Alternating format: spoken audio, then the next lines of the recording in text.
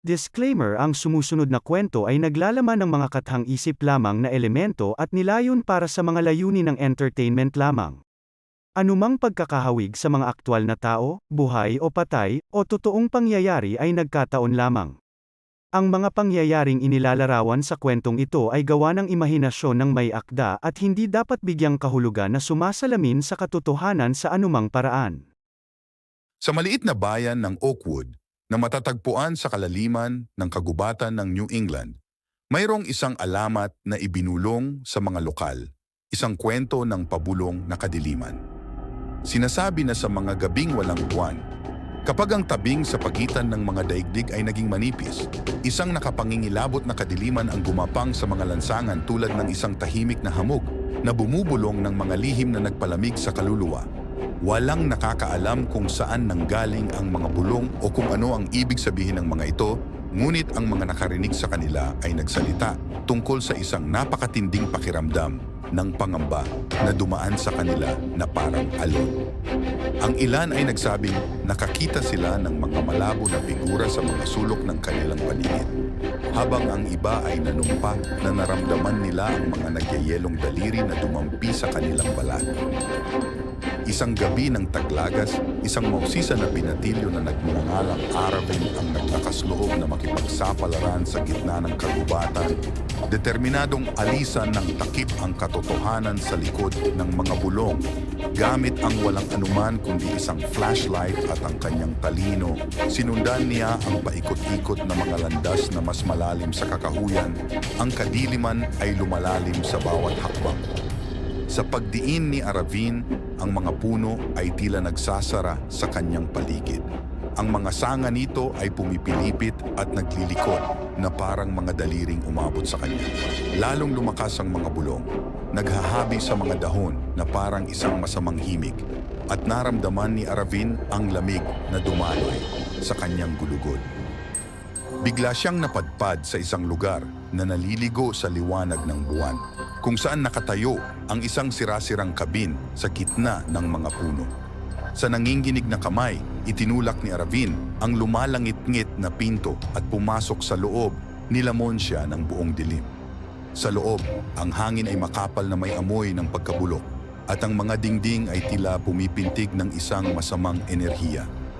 Ang puso ni Aravin ay kumabog sa kanyang dibdib habang hinahanap niya ang anumang senyales ng kung ano ang naging sanhi ng mga bulong. Ang kanyang flashlight ay nagpapalabas ng mahabang anino na sumasayaw sa buong silid. At pagkatapos, mula sa kaibuturan ng kadiliman, ay dumating ang isang tinig, isang nakakagigil na bulong na nagpanginig sa gulugod ni Aravin. Nagsalita ito ng mga sinaunang kasamaan at nakalimutang kalungkutan ng isang kadiliman na nagugutom para sa mga kaluluwa ng buhay. Takot na takot, tumakas si Aravin, ngunit sumara ang pinto sa likod niya, na nakulong siya sa kabin kasama ng pabulong na kadiliman.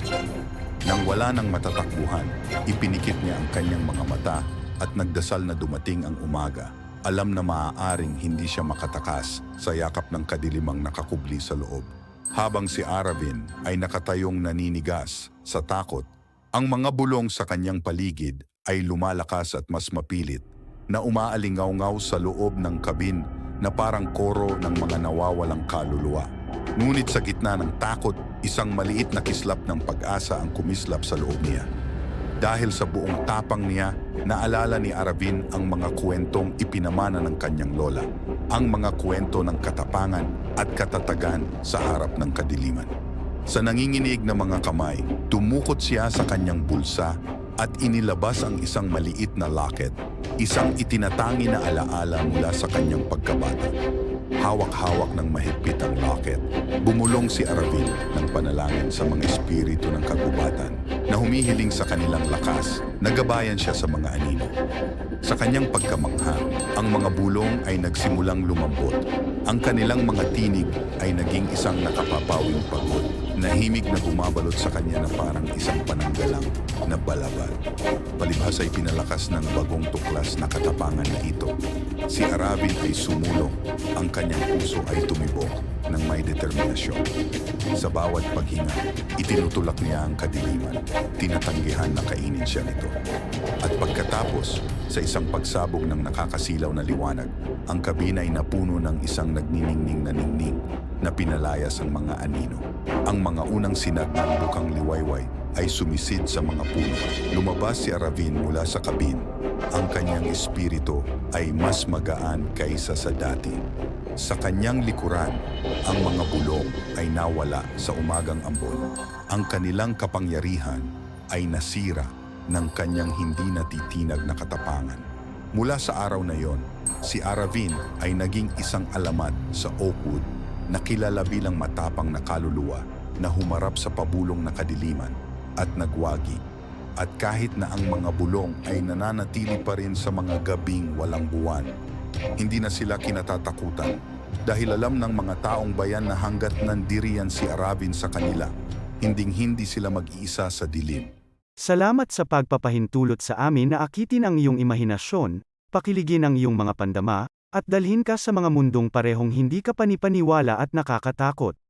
Ang iyong feedback, komento, at pakikipag-ugnayan ay nagbibigay inspirasyon sa amin na patuloy na itulak ang mga hangganan ng pagkukwento at upang lumikha ng nilalaman na sumasalamin sa iyo sa malalim at visceral na antas.